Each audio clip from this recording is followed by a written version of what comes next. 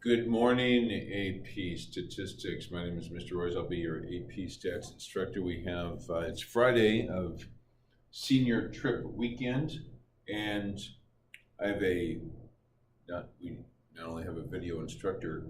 There's a video student here in the room. Nick is going to be learning along with us. So let's take out the same handout that we're working on with the transformers. You might recall that we did hypotheses, model, mechanics, conclusion, and that was our first example. Let's go down to page 2 where we left off.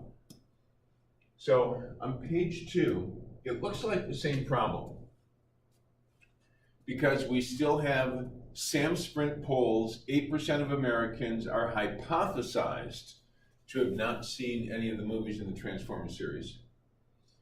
And once again, we survey 1125 randomly selected adults, and how many, and it's still 109.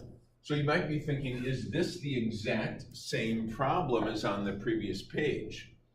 However, when you take a close look at this, instead of, even though we can perform a one-tail, one proportion z-test to illustrate that there are two avenues to the conclusion of either rejecting or failing to reject the null hypothesis, we're going to illustrate another method here. We're going to create a one proportion z interval. We're going to build a p-trap and see how the p-trap can help us decide to either reject or fail to reject the null hypothesis. Now, on the previous page, remember we ended up rejecting the null hypothesis because the p-value of 0.018 was less than the limbo bar. That limbo bar is informal math language. The formal language is alpha level. The alpha level was set at 0.05. So since the p-value was less than the alpha level of 0.05, we rejected. Let's see how a p-trap would lead to the same conclusion. So let's take a look at the p-trap on the calculator. So take out your calculator and let's build a p-trap for a p-hat of 109 out of 1125. So go ahead and try to build that p-trap using your calculator, and confidence level we're going to go with, see if they have it listed here.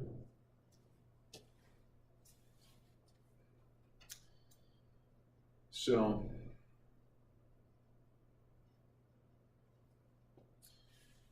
that's going to be part of our calculation, is where does the alpha level of 0.05 set our confidence level?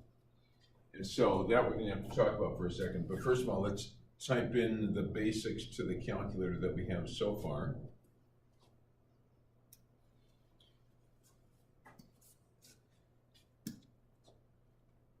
So if you go to stat test alpha A, that's where we build p-traps. We already have 109 out of 1125. Now, the confidence level, that's a calculation. If we're going to set the limbo bar at 0.05, what does that mean for our confidence level? 0.95. Yeah, so then the first number that comes to mind is 0.95. So let's find out if that makes any sense. Let's talk about how to calculate the confidence level based on the alpha level. So if I recall correctly, we've got basically an alpha level of 0.05. Means that this would be the rejection region. If we get a p-hat, p sub 0, by the way, was 8%, 0.08. And our p-hat happened to be 109 out of 1125. If you get a p-hat anywhere in here that causes a p-value to be less than or equal to 0.05, that's where we get our p-value. So That's what we're looking at with the one tail. Now the problem is that on the confidence level for a P-trap, if you want to match up the 5% here, then there would be a 5% down here that's actually not connected to the problem. So you would have to go with a 90% confidence level if you really want the tails to match up over on the right. So it's a little bit surprising. I mean, if it were a two-tail test, then you just take 1 minus the alpha level to get the confidence level. So it depends. If you have a two-tail test, which we don't in this case, the formula is different. So in a two-tail test, the confidence level is just 1 minus the alpha level. However, we are dealing with a one-tail test here. So to get the confidence level of 0.9, what did we do? We took the confidence level was 1 minus 2 times the alpha level. If you go the other way around, the alpha level is going to be 1 minus the confidence level. Here, when you solve for the alpha level, you get 2 alpha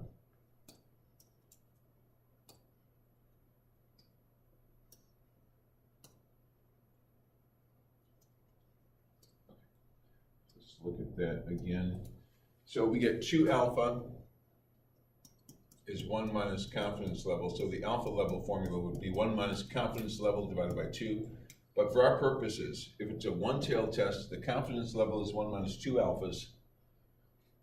If it's a two-tail hypothesis test, you could match that up with the confidence level there. So that's what makes it a little bit surprising. But now we know why it is on the calculator that we want to go with a confidence level of 0.9 when the one-tail alpha level was 0.05.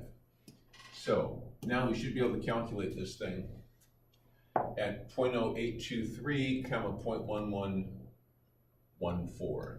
I'm just going to put this on the bottom and then go back to our sheets. So we are looking at this. Let's see if there's any typos we need to put in. Yeah, that success failure condition, those sub-zeros were missing, so go and fill those in. And P sub 0 and Q sub 0, likewise.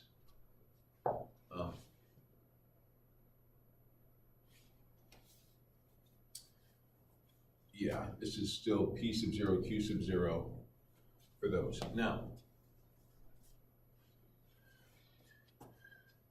there are some nuances when building a P-trap in this situation. First of all, our P hat is the center of the P-trap. So when it comes to calculating standard error here, it's not P sub 0, it's P hat, Q hat. So on the previous page, when we were calculating the standard error, we use P sub 0, Q sub 0. So if you're doing a hypothesis test, use the null hypothesis, P0, Q0. And if you're conducting the hypothesis test by calculating a p-value, if you're going to get a p-value, we use P0, Q0. But now that we're building a P-trap, the standard error utilizes P hat, Q hat. So even though you write this down, the calculator ended up generating the standard error. And we already said we're doing a 90% confidence level using that formula. The critical value Z is found using the inverse normal of, and here's where we have to use 0.95, which is where the 1.645 came from. We can confirm that using inverse normal of 0.95 right here. It's a calculation we've done quite a bit before, but let's confirm that inverse normal of 0.95 is how you get the z star for a 90% confidence interval. So sure enough, 1.645. So even though the calculator grabs the teeth in one fell swoop, we do have to show our work. And p hat, that's that decimal right there is the 109 out of 1125. And you can figure this out on your own by looking at the distance between p hat and the teeth on the right, or p hat on the teeth on the left. But notice how this number does match exactly what the calculator gave us, 0.08238. And just see if that's still up there. So I'm going to hit stat test alpha A. So just notice that your calculator does match these numbers precisely. 1114, so here's how we write the conclusion a little bit differently, because it's a p-trap instead of a p-value. We say I'm 90% confident that between, oh, you know what, let's add the box phrase, based on this sample. I'm 90% confident that between this percent and that percent of American adults who have viewed at least one of the movies in the Transformers series believe humanity may someday transform to cyborgs. Because the assumed rate of 8% is not in the confidence interval. In fact, the interval is entirely above the hypothesized proportion.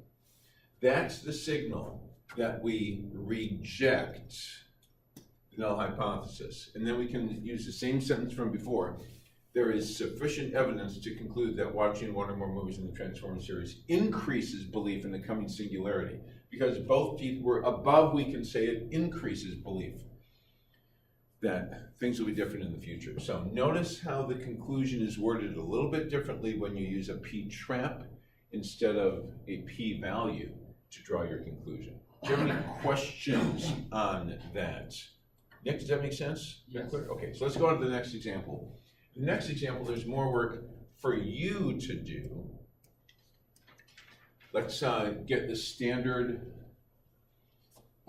First of all, what's different in this problem? Problem 2, this time instead of 109, now it's 95. So that's a difference in this problem. The NP0, add the 0 there, the NQ0, those calculations are the same.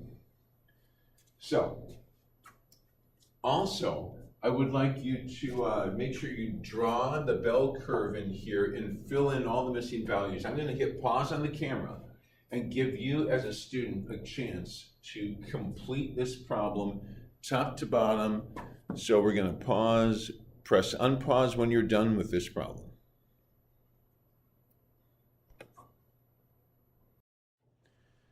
All right, we're back. So our video student has completed the problem.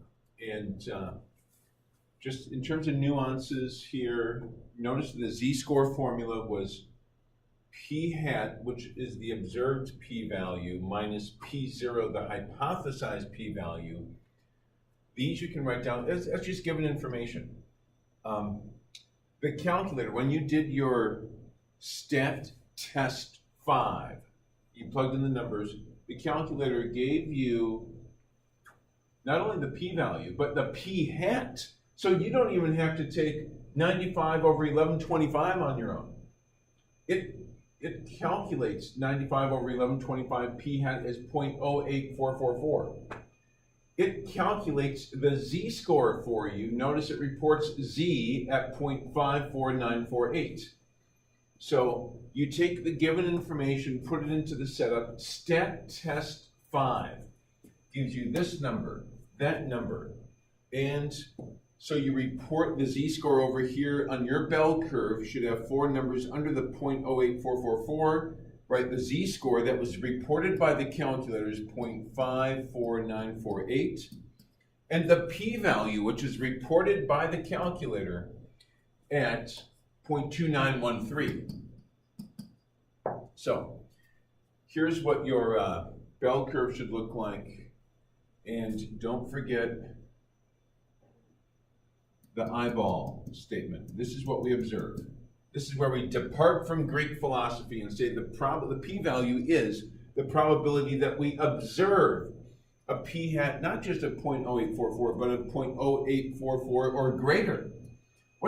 That's what a p-value is. It's the probability that the observation that we make, which was 0.08444. What's the probability that we observe something as extreme as this or greater, assuming that the truth, p equals p sub 0, which is 0.08. Should it be p of 0? This one? Yeah. No, that one's p sub 0. This is p. This is the truth. Oh. What is the probability that we observe p? Oh, that's another use of the letter p. P is used for probability. So it's a probability that p hat is greater than this number, given that the true proportion is assumed to be p sub 0. So the structure of this statement is always p equals p sub 0. So that's the probability of observing a z-score greater than 0.54948. And that p-value is given by stat test 5 as 0.291. She gets on the dance floor, knocks over the limbo bar. So we say, because the p-value, Nick, can you tell me what your statement was? I'm going to write down what you say. Okay, because the p-value 0.2913 So the p-value of 0.2913 is greater than the alpha level 0.05. So is I just well, actually, there's two is's I'm going to use. So I'm going to take your first is and put it here. Is greater than, Nick said, is greater than alpha level equals 0.05. And I didn't use the second piece. that's fine. That's fine. So, and actually, that's fine the way you said it. I'm going to conform to your format. Is greater than alpha equals 0.05. Okay, keep going. I failed to reject the null hypothesis. Failed to reject the null hypothesis. Okay, what's your second sentence? There is insufficient evidence to conclude that watching one or more movies. Okay, so there is insufficient evidence to conclude that watching one or more movies, keep going, in Transformers series increases belief in a coming singularity. So, one or more movies in the Transformers series, and now here's the language of cause and effect. Not is associated with, but actually increases. Because if the p-value had been low enough, we would have said, well, yeah, watching those movies causes belief to increase. You don't have to use the word cause, but we're using the language of causation. The Transformers series increases belief in a coming singularity. Coming singularity. All right, nice work. So, Nick, is that clear? Do you have any questions on that? We're good to go. Let's go to the next problem. Okay, let's see what we have here. All right, this time you have more blanks to fill in. And we have a new context. Instead of movies changing beliefs, we have management changing the proportion of flawed rivets. So, flaws in airplanes have been in the news a lot lately. The Boeing 737 MAX 8 and MAX 9 airlines were grounded this week. That had to do with apparent problems with software. There's other things that can go wrong on airplanes. It could be that the rivets could pop out and the wings could fall off. I don't know if you're aware of it, but we don't want wings to fall off airplanes while we are flying in them. In this problem, if 20% or more of the rivets that are used to attach a wing to an airplane are flawed, then the plane is likely to experience a catastrophic failure. Under previous management, 20% of the rivets installed by reliable rivets were flawed. Now we're bringing in new management, and we want to see, are they doing better? Well, what would doing better look like? Nick, would it look like a higher percentage of flawed rivets or a smaller percentage? I think it's higher. Okay, so you're saying a higher percentage of flawed, well, now wait a second. Under previous management, 20% of the rivets were flawed. So better management means, so flawed means there's a problem with them. So what that means is that better management would bring a lower percentage. Okay. We want to reduce the percentage of these are defective. Flawed means defective. So the null hypothesis, null means nothing, and that is that the management has no effect on what's going on. The null hypothesis is that even under new management, the proportion P is still equal to 0.20. What would the alternate hypothesis be, where P represents the proportion of airplane wing rivets that are faulty, flawed, or defective? So what do you think, Nick? I will say, since it is a flawed, I think they want us to calculate the p-value of a smaller than. That's correct. P is less than 0.20. So this sample may or may not provide us with evidence that the new management is successful in causing the proportion of flawed rivets to be reduced. So that is hypotheses. Model is next.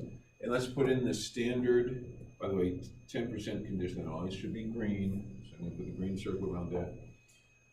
NP0. So, okay, what I'm going to do is I'm going to pause this to see if you can just on your own, not do the whole thing, but just make it to the end of the model section, section 2, and stop when you get to mechanics. I'm going to pause the camera. Let's see if you can do section 2 on your own.